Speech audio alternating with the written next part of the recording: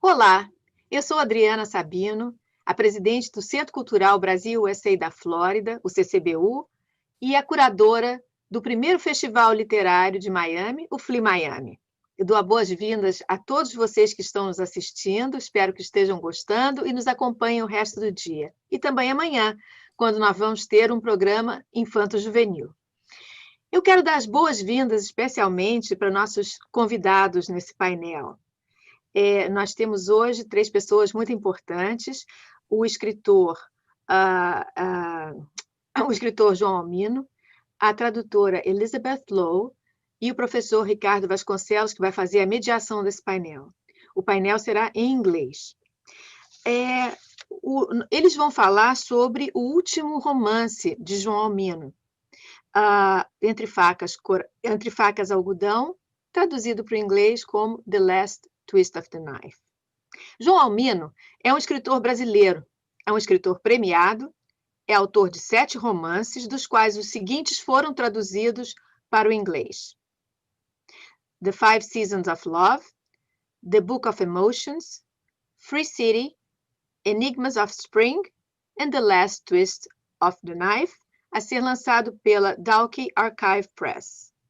João Almino também é diplomata, foi cônsul-geral do Brasil em Miami e presidente honorário do CCBU, e um dos inspiradores desse festival. Muito obrigada pela participação de vocês. Elizabeth Lowe é tradutora de português brasileiro e lusófono e espanhol. A Academia Brasileira de Letras reconheceu sua tradução de Os Sertões, de Euclides da Cunha, em 2010. Ela ensina no curso de mestrado na NYU, fundou o Centro de Estudos de Tradução na Universidade de Illinois e é membro do Comitê de Tradução PEN. Elizabeth recebeu o Prêmio de Tradução Literária do National Endowment for the Arts, dotação literária para as artes. E Ricardo Vasconcelos, o nosso mediador de hoje, é professor catedrático de literatura portuguesa e brasileira na Universidade Estadual de San Diego, na Califórnia, onde dirige o programa de português. As suas áreas de investigação sobre literatura moderna e contemporânea incluem as relações entre os modernismos português e brasileiro e as vanguardas europeias, bem como a relação da produção literária contemporânea com a identidade nacional. O painel vai ser em inglês, porque nós estamos falando da tradução do mais recente romance de João Almino, e eu deixo vocês aqui com esses excelentes participantes. Bom painel para vocês. Muito obrigado. Obrigado, Adriana.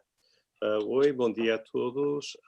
Good morning to everyone. Good afternoon for those of you in Miami, of course. I'm talking from California, so it does feel like morning. And I wanted to say thank you to João, Elizabeth, and Adriana for inviting me to participate in this event that is here, to highlight their work, both João Almino's work as a writer and Elizabeth Lowe's as a translator. And also I want to congratulate Adriana for the remarkable feat of pulling together this festival, which looks really and is already going very, very well. So thank you for having me also, and congratulations. I hope this is the first of many festivals that will be coming next. I wanted to start by talking a little bit about the book. João Almino, Adriana has already introduced João and Elizabeth Lowe. I can add a few things with regard to João Almino's his works. He's the author of the Brasilia Quintet. I will at this point flash all the books from João Almino, but they are locked up in my university due to the pandemic. I have no access to them. I was enough to still have this one with me, but he's a leading author in terms of representing Brasilia in particular, a different kind of a Brasilia, not a Brasilia that is the political one, the one that is all of those dreams of a utopian society, the disappointments, the fulfillments as well. And are represented in the likes of that generation of the first dwellers of the city of Brasilia. I have great pleasure in reading books, the Book of Emotions, Cidade Livre, ideas on where to spend the end of the world, Samba Enredo, and the 5 Seasons of Love, right? And that quintet is now actually a 6-volume group, really, no longer just 5, although it's branching out of Brasilia more, also into the relations with Spain, and relations also in this book, for example, with the northeast of Brazil or the north of Brazil. And I just could say that she's an author that has, or translator that is a spectacular curriculum also in terms of the authors that she has translated. And those include, of course, Clarice Lispector, Euclides da Cunha, Machado de Assis, António Lobo Antunes, Teolinda Gerção, recently João de Melo. She's also a scholar on translation, and that should be noted as well. Not only is she the author of a book about the representation of the city in Brazilian literature, but also the author of a book on the translation and the rise of Inter-American language, literature, the translation and the rise of Inter-American literature. Her translation of The Happiest Ending for Love Story is an Accident was a finalist for the Impact Award, and the Brazilian Academy of Letters recognized her for classic Euclides da Cunha. João Almino himself is also a member of the Brazilian Academy of Letters. So as you can see, I really sit here with tremendous accomplished writer, translator, scholars, and it is really a great honor to be moderating this table. I will start briefly with some aspects of the novel that we are presenting here today. We're presenting the translation, and then we'll open up to an open conversation with João and Elizabeth, and we'll be reading some passages also of the novel in Portuguese and in translation. Okay, I actually gave a title, and it is a very short. I gave a title to this text because when I read this book, Entre, facas, algodão, or The Last Twist of the Knife, I do ask myself the following question: Will the Brazilian Casa Grande give up a seat at the big table? João Almino's The Last Twist of the Knife, published originally in 2017, and now going to be published by Dalkey Press into 2021 with Elizabeth Lowe, tells the story of a nameless septuagenarian who lives behind the comfort of his house, in Brasilia. He has earned his life as a lawyer in the Brazilian capital, but will go back in search of lost time to the farm of Riacho Negro, next to a fictive Várzea Pacífica. It is not Pacific at all, an imaginary but very plausible town in the north of Brazil. As he separates from his wife in Taguatinga, he attempts to reconnect to a childhood love and avenge a crime that marked his life forever. He will seek to regain the past, to buy back the house in which he was the servant's son, and in the process he will go as far as planting cotton in the property again. Moreover, he will try to make a claim to a number of things that he believes he has been entitled to, but which he never received, starting with his unrequited love of childhood and adolescence, but also including an actual inheritance. His attempt is inevitably doomed to fail. This much is expected. But we should ask ourselves, why specifically are such dreams foolish? Is it only because they are the past, they are about to pass, which of course you can never retrieve? Or is the present of Brazil what makes such dreams be foolish? At an allegorical level, I believe The Last Twist of the Knife is the perfect tale of contemporary Brazil.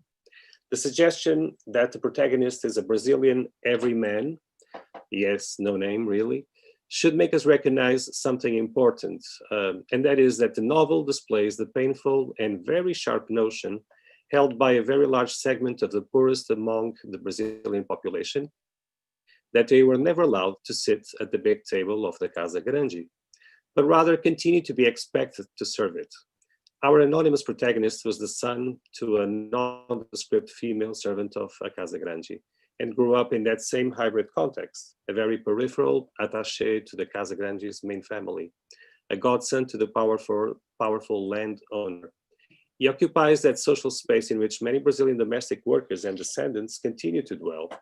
They are figures that may never be exclusively workers of the families that own those Casa Grandes or the large apartments, but certainly they are not and will never be true members of the family. Coming back Brasilia, to which he had moved seeking to bridge a social gap, and going back in time and space to the north of the country, our protagonist tries to fulfill a lost love, to reconnect with a family that never really saw him as a member, but of which he might actually have been part. And he also tries to connect the land he was never supposed to inherit. We all know that on the receiving end of these journeys in search of lost time, we can never find what we hope to. But what the last twist of the knife asks is much richer than that. The book asks really if in contemporary Brazil, the most powerful, the ones that indeed continue to inherit both the Casa Grande and its sometimes large possessions, sometimes not so large, if they are willing to give up a seat at that big table. Will the godsons and stepsons be recognized as actual? Those former workers or their children, more often than not of darker skin complexion, benefit from any sort of reparation? In today's Brazil, will the descendants of the enslaved ones or the descendants of the indigenous populations be allowed to raise their heads? Or will they continue to be pushed down and told to know their place? The very last twist of the knife is certainly those Hamletian twists and arrows of outrageous fortune, those twists of fate that can leave us all speechless, hanging on to a question mark, or with an ellipsis at the tip of our tongue. But in this book, the last twist of the knife is moreover the fact that the protagonist's desire to have that past be honored in the present may be frustrated altogether. In the very last page of the book, the narrator and protagonist speaks of the son of the Casa Grande, with whom he played as a child, but who moved on to a better education with more opportunities. The narrator, protagonist, says, "We are brothers who were born unequal, one poor, another rich. We took different paths in life. The more time has passed, the more our differences have deepened. But even so, we perceive, at least this is what I think, that we are blood of the same blood, and we are capable of creating, not now, but who knows, one day, spaces for dialogue and reconciliation. History runs its course," end of quote. History runs its course, and sometimes politics and politicians row against the stream, only to find themselves ashore, exhausted for trying to maintain the status quo against the winds of change. That this book is written and published at a time when Brazil was so profoundly divided in half is no coincidence. This was written, I imagine, around 2016, since it was published in 17. In the context of a Brazil, and I do think that João Almino was sensing that same reality and presenting it in the book. In the context of a Brazil, and indeed a world that is highly polarized and that lives in a post-truth moment, the book presents the very context that the country faces and the very dilemma. To accept that the most disenfranchised will claim and should claim their share, and to hope also for reconciliation based on the fact that they are, as João's book and Elizabeth's words also say, blood from the same blood. So my notes should not lead you to believe, though, that the book is written with pain, grief, vindictiveness, though it has its share, of course. Indeed, it is written as a diary, as a protagonist's journal in which he reflects upon his hopes and blunders. The book boasts a great sense of humor and irony and narrative playfulness, and carries with itself the wonderful strategies of ambiguity that are reminiscent, for example, of Machado de Assis. And ambiguity is really a key word. From the outset, in this moment of post-truth, the plot of the last twist of the knife is driven by doubt. The protagonist seeks to elicit doubts about adultery, fatherhood, only to come to the conclusion that those same doubts will not be satisfied by any form of clarification. As in many of Machado's texts, I would say that this book directly echoes Machado in many ways. The ambience of doubt is built up by the voice of a narrator who always leaves the reader hesitant about how much this narrator can be trusted. On the other hand, João Almino's novel considers the role that the new technologies and tools such as WhatsApp, Facebook, etc., currently assume in the individual and gregarious lives of young and old. And this was even before the pandemic. In the novel, these technologies serve the protagonist in his double attempt to rescue the past, assisting him both in the goal of materializing a relationship that was once impossible and in his planned revenge for a decades-old crime. In order to revisit these situations, connecting lost dots, reconstituting context that his history has forgotten, these virtual media instruments have become essential.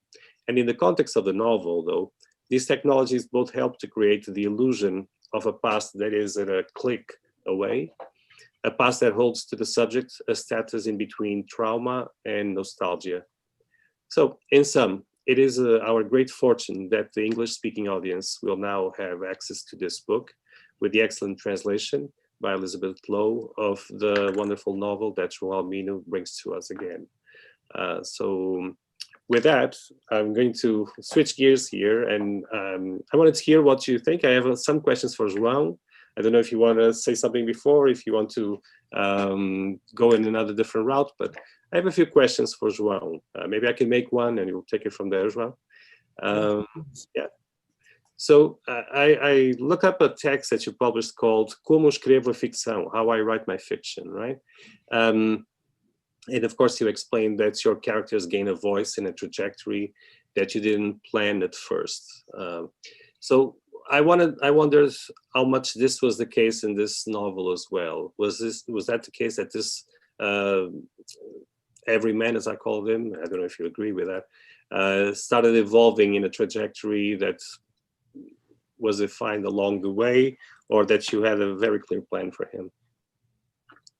Well, first of all, thank you very much, Ricardo Vasconcelos, Professor Ricardo Vasconcelos, for your presentation. I cannot think of a better presentation for this novel. You could really pinpoint several aspects that are essential, not only to the plot, but to the very meaning what I thought this novel should be. I would also like at this point to congratulate Adriana Sabino and the Centro Cultural Brasil USA of Florida for organizing this excellent event. And I thank Elizabeth Lowe for translating this novel. It's really an honor for me to have her as a translator. Well, I think it's a very, very good point to start discussing the novel, to ask about the main character and narrator of the novel. That's where I start. Usually I always start with the character. It's very important for me to conceive the character very well. It's really essential to have a narrator for which I would also seek the perfect language in each novel. Of my 7 novels, 5 have been written in the first person, but these first persons have been very different, one from the other. This character, I can say that it lives with me since the very beginning, when I started my first novel, and I thought I had to decide whether I should set the novel in the northeast of Brazil or elsewhere. I decided to set it in Brasilia because to Brasilia I could even bring my characters from the northeast. I did not bring this particular character to the northeast until this novel, but I brought other ones from the northeast, but not only from the northeast, of course. These are really novels that are set in a crossroads of different Brazils. This novel in particular is set in places that I know very well from my childhood, although the farm and the little town are really imagined places. But I have been to several places that are very similar to those. I can say I lived in the sertão of the Northeast for some time because during my childhood, before I started going to school, and I started a bit late, I would spend sometimes 6 months on a farm in the sertão. And even after I started going to school, in a small town, but in fact much larger than this one in the novel, Mossoró, the town I was born in, I would still go to this area of the Sertão for 3 or 4 months a year. So I have met many characters that are similar to those in the novel. I could bring to the main character some of what I lived myself, not literally, but some of what I lived.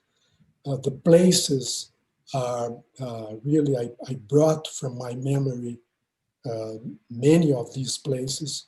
In fact, there is a passage, a few chapters in the novel that take place in Fortaleza, also in a neighboring state of Ceará, where I also lived. So I brought together several of these memories. Of course, memory in this book is an important character itself, but it's a failed memory, and they're right to point out that you can not trust totally the narrator and not even his memory, which fails sometimes. But memory has been an important character in my whole work, and it has been viewed in different ways depending on the novel.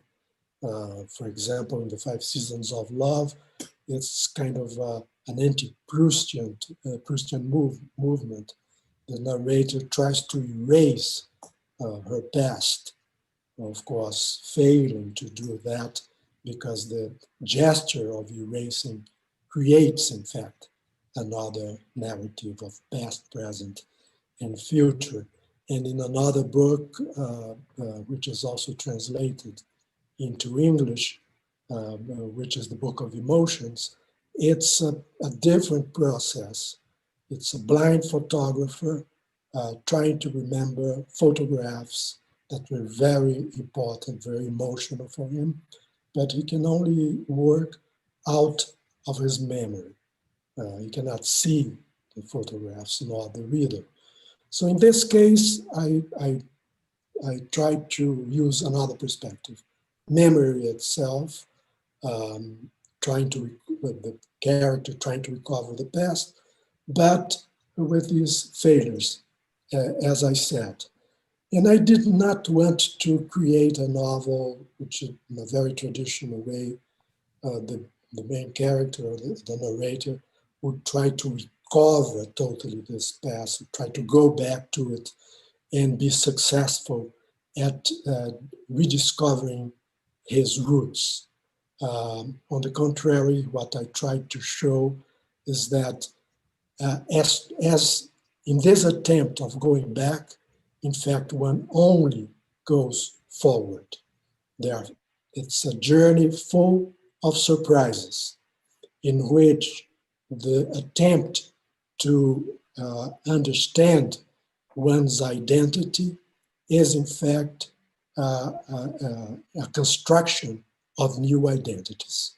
So there is this idea of an open identity or identity that's being constructed through this journey that supposedly is a journey towards the past. I don't know if with this I answered no, the question. it did answer the question, but I guess my previous question was a bit loaded when I was asking if you were if the character evolved in any ways that you didn't predict at first. Oh, I see. Yeah.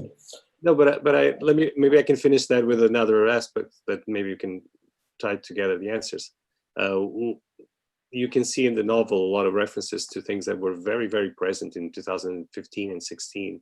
You know, you had the Comissões da Verdade, you had all the movements, of course, they existed before, but all the life of the Movimento Sem Terra, the demonstrations in the street against the Dilma government. So you told me that this character has been in your mind for a long, long time. But how was that political change around the time that the book was being, I imagine, finished? How do you think you were affected by that in your writing? Or how do you think the plot was affected? Not you, but the plot was somehow influenced or affected by those events? Well, answering the first question first, there are always new elements that really evolve when you try to really create the character. I could have the character since long ago, but of course, as I write, it's transformed. As the novels themselves, as the plan, the sketches that I have of the novels, I always try to depart from something that I already know. I try to think even of an ending, of a beginning, of an ending, but with total freedom to re-elaborate, to really recreate characters and plots throughout the whole process. And so this happens with the character. And it's good also that the character can somehow evolve in the process, that it is not exactly the same character from beginning to end. And as you may know, I think you do, you have read my novels, I have, in fact, characters that migrate from one novel to another. And doing that, I try to show them through different perspectives, sometimes even at a different time in their lives. So this would answer your first question.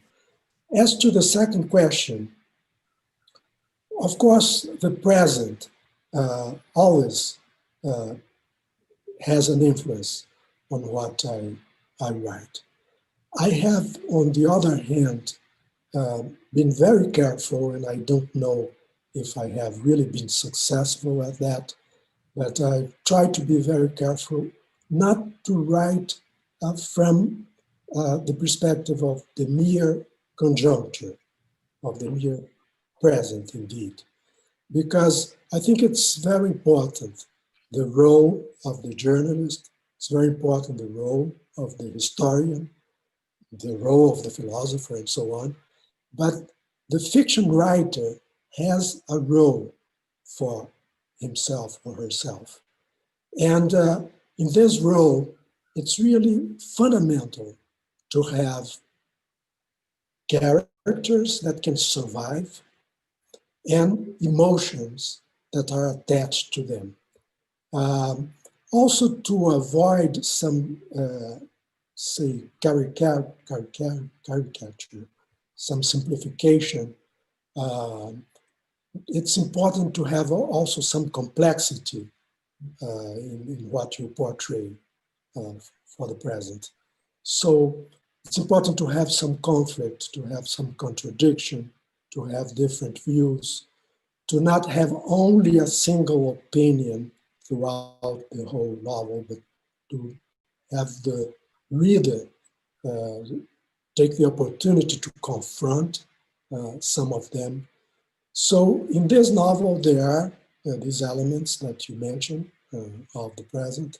At the same time, I hope it's a novel that can be read, say, in different moments, because the main elements are those that unfortunately are present in Brazil.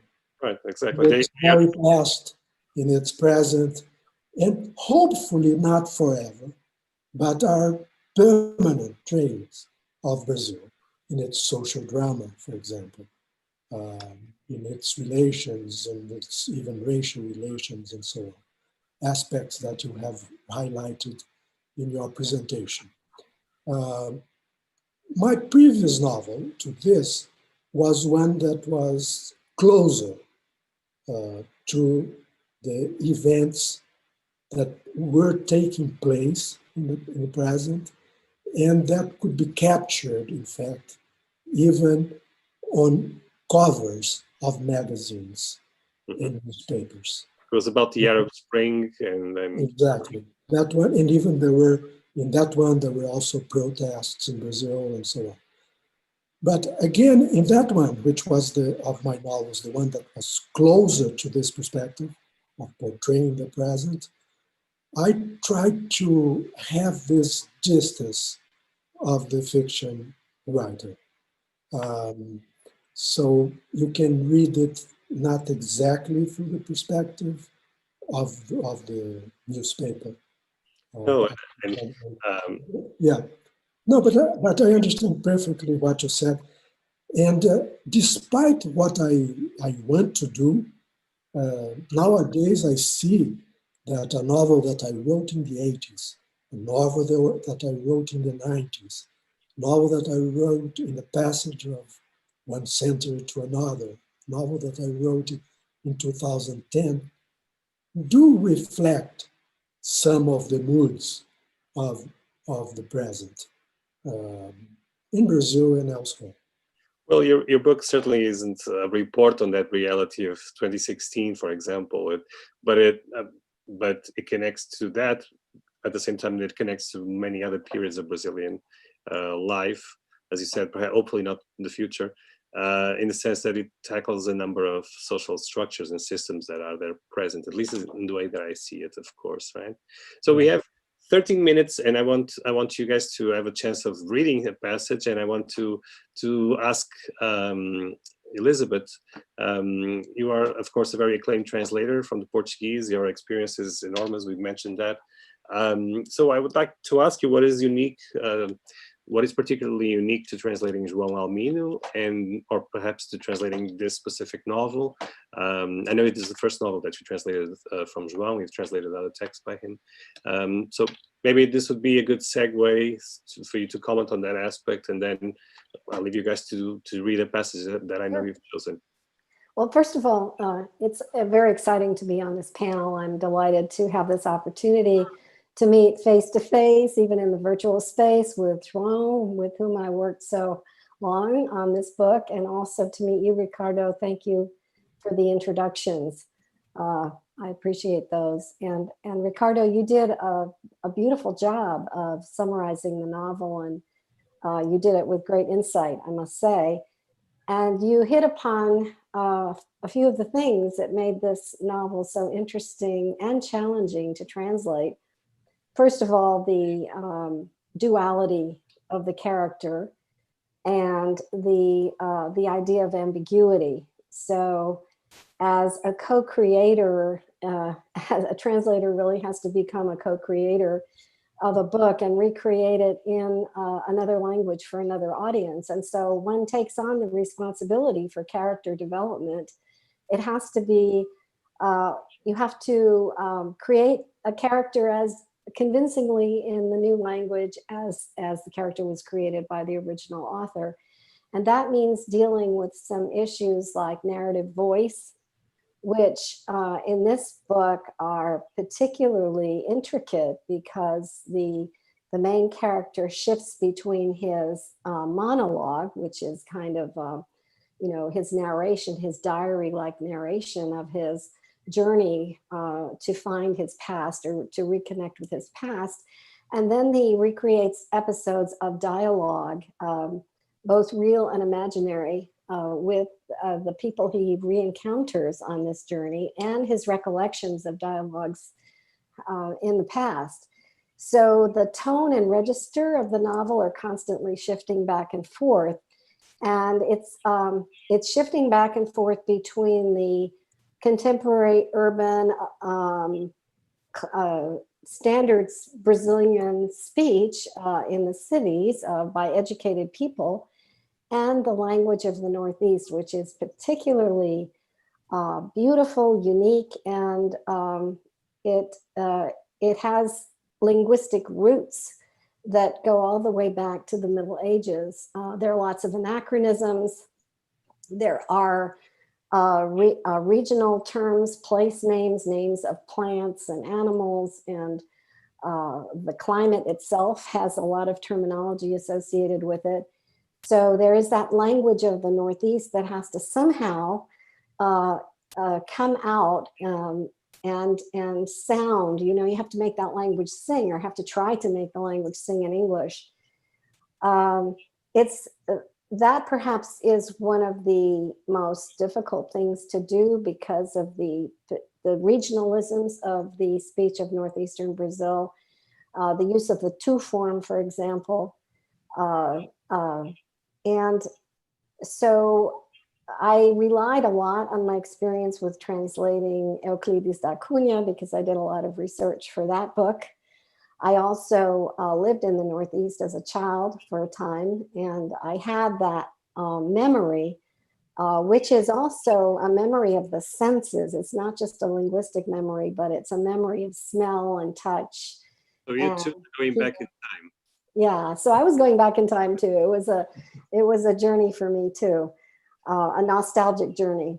So there was that element of recreating the character and the different speech forms in the novel, the ambience of Northeast Brazil. And then there is the journey of memory and time. And as João mentioned, the character's memory is unreliable. And in that, I compared him in my translator's note to Antonio Lobo Antunes.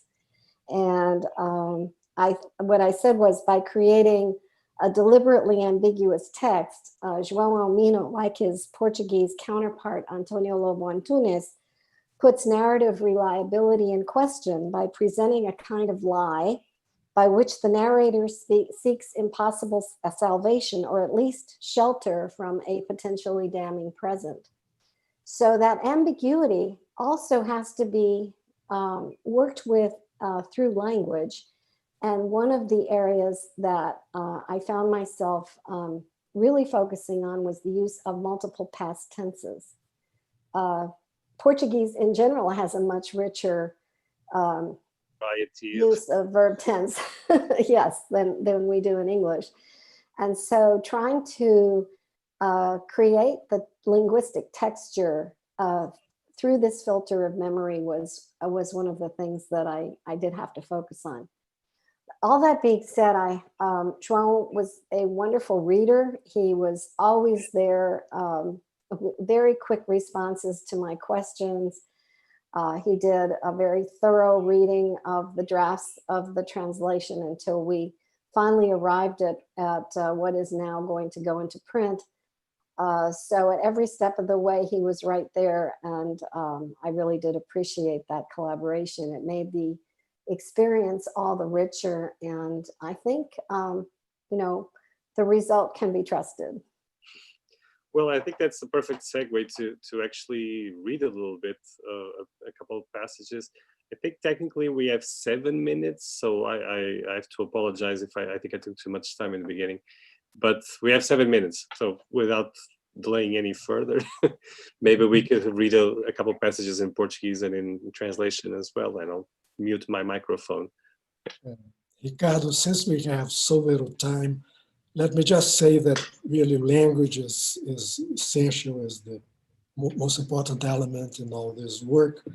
And for me, it's really very important that the book in English is of a translation by Elizabeth Lowe. So the reader will in fact read Elizabeth, not only me.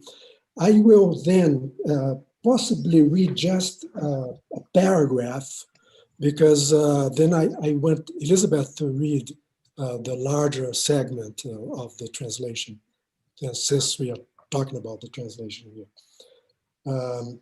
So I'll read a short paragraph. No inverno, a chuva cobria o campo verde, o chão ficava marcado com o barro das botas, as conversas e risos se prolongavam no alpendre da casa grande de meus padrinhos, os aboios se animavam no campo, as muriçocas me picavam na nossa casa de tijolo aparente e vermelho. Eu me enrolava na rede e envolvia o rosto com lençol, deixando só o nariz de fora e ouvindo os pingos bater nas telhas. Já na seca, o sol impiedoso castigava a fazenda do Riacho Negro e me cegava a vista. A poeira açoitava os campos cinzentos de árvores despojadas. Oi, Glória. O açude. Ela mandou no e-mail que eu passei para vocês. Eu vi o e-mail. As cacimbas sem água, as pessoas zonzas cozinhando irritação no calor, e o curral vazio, o gado tangido para o Piauí. Do you have time now to listen to Elizabeth? I think we do. We have 5 minutes, so.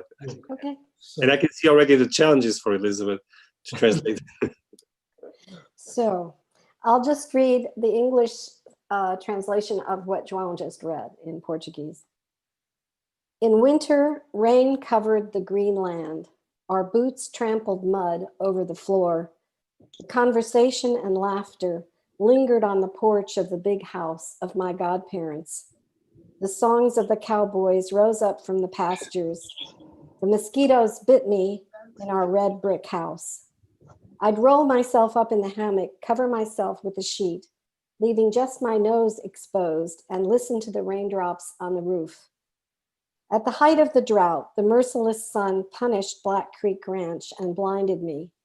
The dust whipped the gray fields with its bare trees, dazed people stewing with irritation in the heat. The wells were dry, the reservoir and the barn were empty. The cattle had migrated to Piauí. if we have like 2 minutes more or 3, I could read another paragraph or no? 3 minutes. 2 minutes?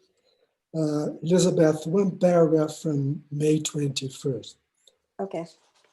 Papai não aparece por esses rasgões de luz que vejo nas cortinas embotadas do passado. Minto. Ele aparece, e muito, quando vejo assombrado o que não vi. A faca dilacerando sua barriga, o sangue escoando feito rio pelo chão, o cadáver encostado na porta de um beco de várzea pacífica, a cidadezinha perto da fazenda do Riacho Negro, onde morávamos. E então, talvez, quando vi com apenas 2 anos, não tenho certeza. As imagens estão fora de foco. Uma cova funda, um montículo de terra com flores e uma cruz. Ele é uma terrível história que me angustia sempre. My father doesn't appear in these shafts of light that I see through the drawn curtains of the past. I lie. He appears a lot when I see, astonished, what I didn't see then.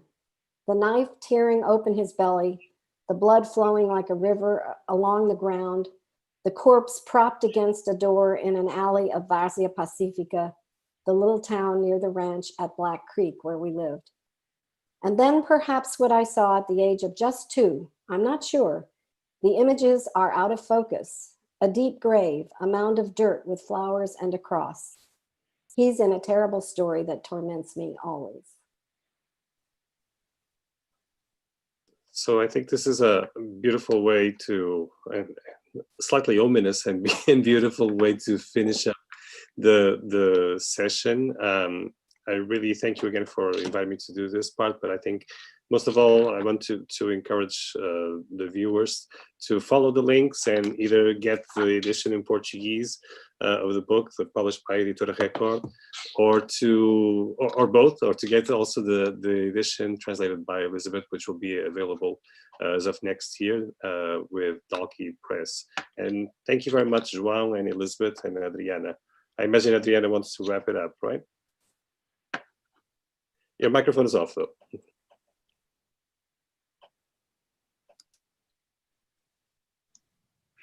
Thank you so much for this inspiring section. Dr. Vasconcelos, your introduction about the book, put us in the mood to understand better the story. João, knowing that you created a character that has been with you for so many years, it's amazing. And Elizabeth, it was so interesting to learn that the book was like a trip, travel back to your memories, because you also lived there in the Northeast. Fascinating, really. I really want to buy another one for my cart. It's fantastic. I think I will read in Portuguese and then I will read the translation again. Good. Thank you so much for participating and inspiring our audience. Well, thank you all, and thank you to the viewers as well, to the whole audience. Thanks to everyone. And I would like to remind that those videos will be on the platform. So if you want to review them and view that again, it will be there.